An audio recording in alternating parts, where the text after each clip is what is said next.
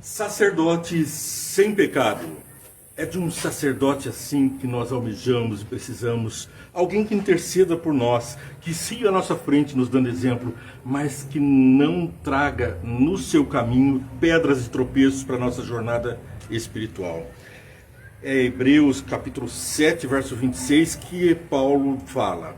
É de um sumo sacerdote como este que precisávamos, santo, inculpável, puro, separado dos pecadores e exaltado acima dos céus. Esses 5 atributos de Jesus nós vamos ver também na vida dos homens que seguem os passos do nosso mestre.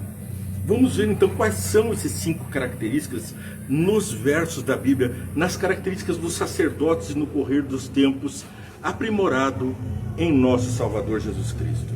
Agora passamos a Hebreus capítulo 2, verso 18. Como que é o relacionamento? Como que a pessoa deve se relacionar? É uma atitude condizente com o caráter de quem seguimos, o caráter de Cristo. Hebreus capítulo 2, verso 18, assim eu leio. Porque tendo em vista o que ele mesmo sofreu quando tentado, ele é capaz de socorrer aqueles que também estão sendo tentados. Num relacionamento, Jesus não despreza o pecador, pelo contrário, ele sofreu todo tipo de provação, de tentação, nos compreende, nos entende e marca-nos com o seu selo para nós nos transformarmos à sua imagem e semelhança. É de um sumo sacerdote como esse que transforma o nosso ser pela contemplação, pelo seguir a sua palavra, o seu exemplo. Ele é um exemplo perfeito de bom relacionamento, pois não desprezou a mim e a você, pecadores. Hebreus capítulo 4, verso 15. Na sequência do livro de Hebreus, nós vamos ler. Pois não temos um sumo sacerdote que não possa compadecer-se das nossas fraquezas, mas alguém que, como nós, passou por todo tipo de tentação, porém sem pecado. O que quer dizer? Foi vitorioso. E é nele que nós temos a nossa esperança, a esperança de salvação que se aprimora dia após dia. Hebreus capítulo 5, versos 7 e 8. Aqui vamos ver então a sequência desses atos. Durante os seus dias de vida na terra, Jesus ofereceu orações. Então, como intercessor, como sacerdote, ele ofereceu orações em súplicas, em alta voz e com lágrimas, aquele que o podia salvar da morte, sendo ouvido por causa da sua reverente submissão. Primeiro exemplo, então, a ser seguido, a submissão de Deus ao Pai. É um caminho que ele traçou. Quando nós somos submissos, obedecemos ao Pai, automaticamente nós estamos honrando a Deus sobre todas as coisas, honrando ao nosso Pai e prolongando nossos dias na terra, conforme está no 5º mandamento da lei de Deus. E também no primeiro. O primeiro mandamento que diz da relação do homem com Deus é também o primeiro mandamento do que diz relacionamento do homem para com o homem, para com seu Pai. Depois nós vamos ver então o verso 8, 5, verso 8. Embora sendo filho, ele aprendeu a obedecer por meio daquilo que sofreu. Já disse anteriormente que o sofrimento é uma forma de aprimorar, de levar o ser humano à frente e além. Nós nos destacamos aos olhos do mundo como sendo diferentes, como sendo alguém que está num caminho diferente, um caminho igual, idêntico ao caminho proposto por Jesus, o nosso Deus, o nosso Pai. Hebreus capítulo 4, verso 15, nos ensina sobre a pureza. E agora então vamos ler Hebreus capítulo 4, verso 15, onde o apóstolo Paulo assim ensina: pois não temos um sumo sacerdote que não possa compadecer-se das nossas fraquezas, mas sim alguém que, como nós, passou por todo tipo de sensação, de tentação, porém sem pecado. A pureza vem de não pecar, de abandonar os maus hábitos de pecado e seguir à frente pelo exemplo do nosso Pai e do nosso Jesus. Hebreus capítulo 2, verso 18 também vai na mesma direção, exortando a cada momento sobre aquilo que nós devemos e não devemos fazer. Hebreus capítulo 2, verso 18, e assim leio: porque tendo em vista o que ele mesmo sofreu quando tentado, ele é capaz de socorrer aqueles que também estão sendo tentados. Está vendo? Não é só você que é tentado. não sou só eu que sou tentado, o nosso Jesus também foi tentado, mas ele venceu, e assim nos enche de esperança que você e eu também podemos vencer esse pecado danado que está te cercando, que está sendo colocado por Satanás como uma pedra de tropeço no teu caminho. A vitória nos foi garantida pelo próprio Jesus Cristo. E vamos ver o que diz Levíticos, capítulo 1, verso 3 e no verso 10, sobre um sacrifício perfeito. Levíticos, capítulo 1, verso 3. Se o holocausto for de gado, oferecerá um macho sem defeito. Ele o apresentará à entrada da tenda do encontro para que seja aceito pelo Senhor. O antigo Israel oferecia cordeiros, gado, rolinhas, animais, mas Deus não aceitava a imperfeição, porque o Filho dele veio para ser perfeito na terra. Aqueles animais que apontavam para Jesus traziam no seu corpo a perfeição como símbolo da perfeição de Jesus em atos e ações. No verso 10, se a oferta for um holocausto de rebanho, quer de cordeiros, quer de cabritos, oferecerá um macho sem defeito. O macho, o filho do homem, o filho de Deus que veio à terra, um filho sem defeito, pois não houve corrupção, ele não pecou, ele não apresentou um defeito no seu sacrifício por nós. Levíticos 11, 44 fala da santidade da nossa vida espelhada na vida de Jesus. 11, verso 44, pois eu sou o Senhor, o Deus de vocês, consagrem-se e sejam santos, porque eu sou santo. Não se tornem impuros com qualquer animal que se move rente ao chão. E aqui traz uma série de impurezas que contaminam o homem. Mas o chamado é sede santos, porque eu sou santo. Veja o que está em Levíticos, capítulo 20, verso 7. Então nós vamos ler aqui Levíticos, o que é ser santo. Levíticos 20, verso 7, descreve a pessoa santa. Muitas vezes a gente fala que a Virgem Maria foi santa, que o apóstolo Paulo, João, Pedro são homens santos. Quais as características dessas pessoas para que Deus os separasse e os tomasse para si, que é o que quer dizer a palavra ser santo? 20, verso 7. Consagrem-se. O que quer dizer isso? Ir para além na vida da santidade. É deixar o pecado a cada dia. A consagração é um processo que vai se levando para deixar as más obras. E sejam santos, porque eu sou o Senhor Deus de vocês. E agora vem como a gente faz isso. Obedeçam aos meus decretos e pratiquem-nos. Eu sou o Senhor que vos santifica.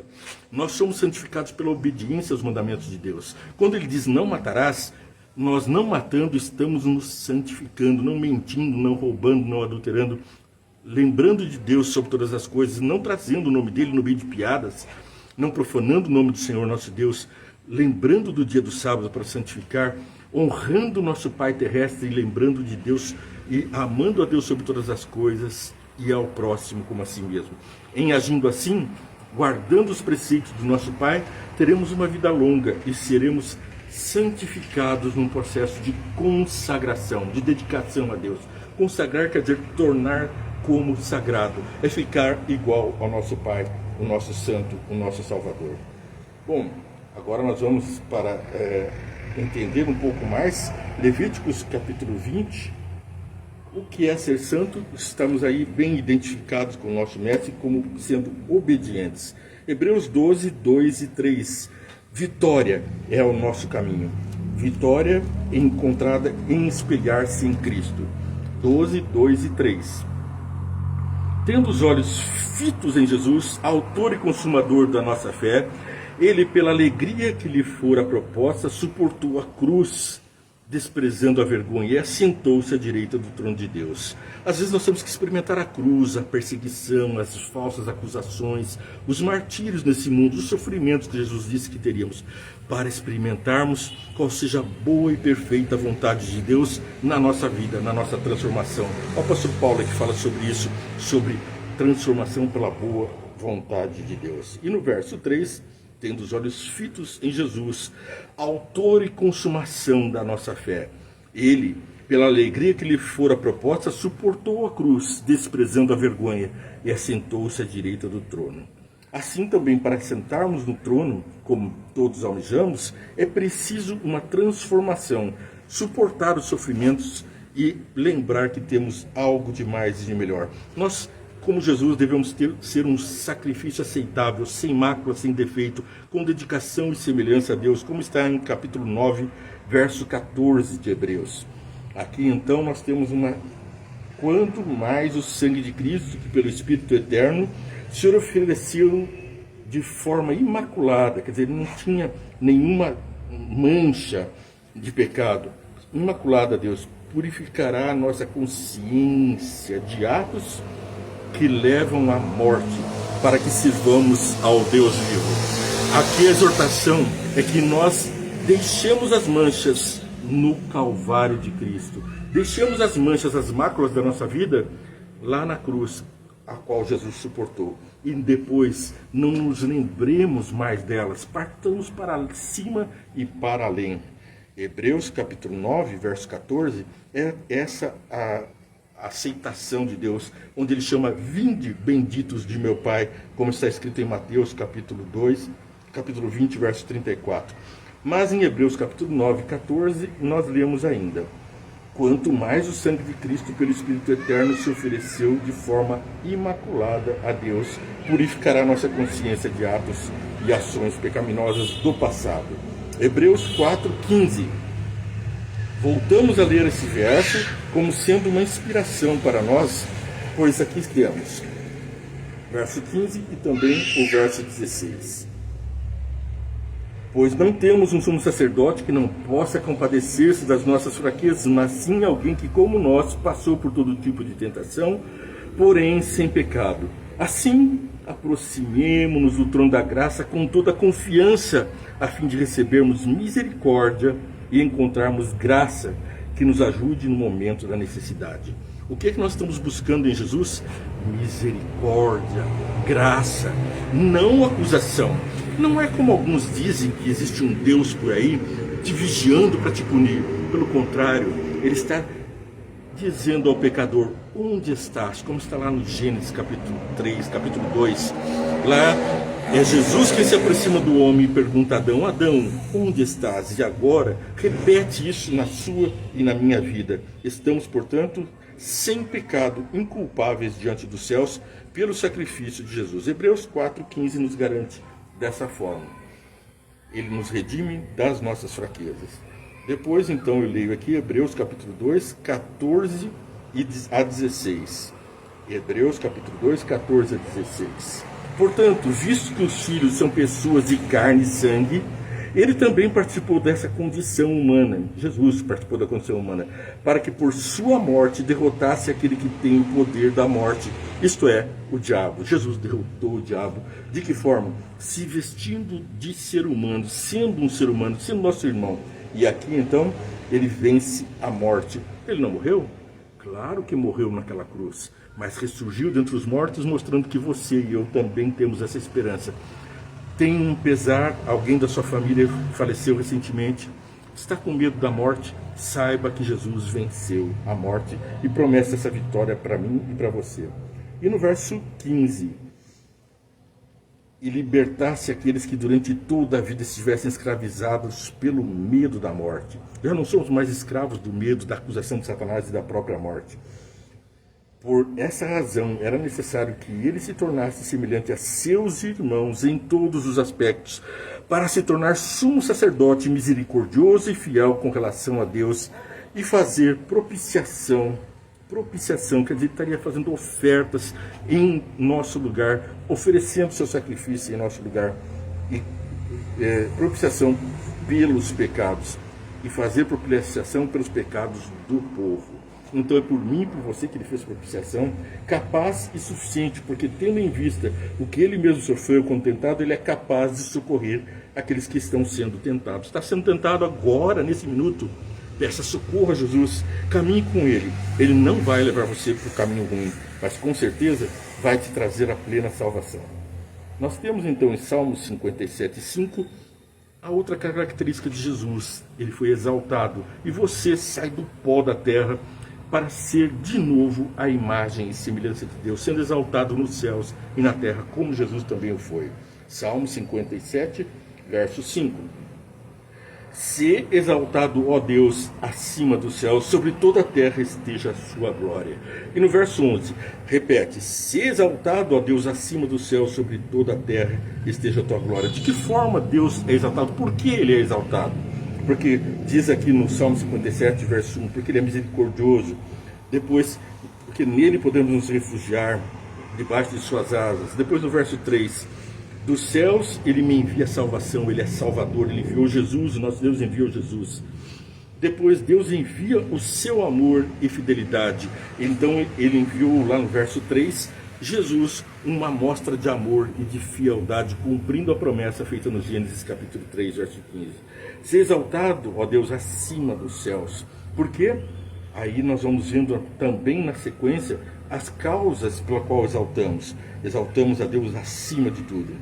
Seria então que estamos em perigos ou dificuldades, provas ou tentações, devemos exaltar a Deus. Se estamos debaixo de bênçãos, devemos exaltar a Deus. Como diz aqui no Salmo, se exaltado a Deus sobre todas as coisas da terra. Quando preparam armadilhas, quando ficamos abatidos, quando meu coração está firme, ó Deus, cantarei o som dos instrumentos. Depois, acorda minha alma, acorda em harpa e lira, vou despertar da alvorada. Por quê? Verso 10, pois o teu amor é tão grande, alcança os céus e a tua fialdade vai até as nuvens. Então louvamos a Deus quando Ele mostra fialdade e bondade para conosco, e também quando Ele traz provações, permite sofrimentos, porque Ele diz: eu repreendo e castigo a todos quantos amo. Depois vou ler aqui, já para finalização, Hebreus capítulo 4, verso 15. Repetindo: pois não temos o sumo sacerdote que não possa compadecer-se de nós. Seguindo para Hebreus capítulo 12, de 1 a 4.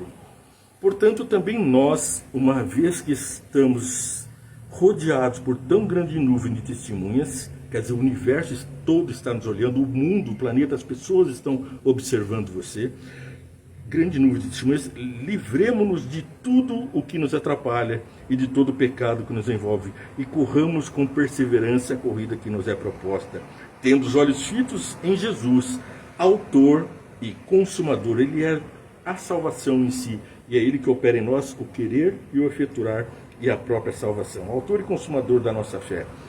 Ele é a razão da nossa fé. E continua: ele, pela alegria que lhe fora proposta, suportou a cruz, desprezando a vergonha, sentou-se à direita do trono de Deus.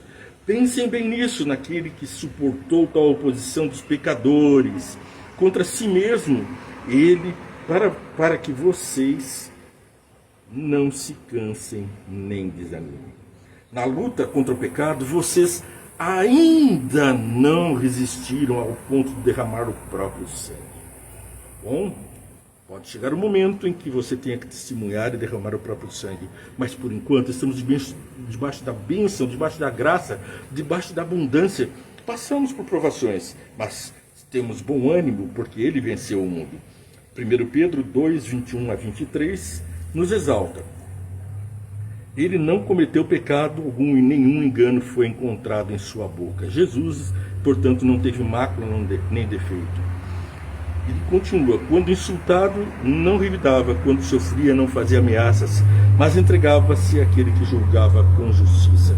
Você está sofrendo grandes acusações, injustiça, entrega o teu caminho ao Senhor, confia nele e o mais Ele te fará, pois Ele é o Deus de justiça. Bem-aventurados os que clamam por justiça, porque serão fartos, disse Jesus no Sermão do Monte.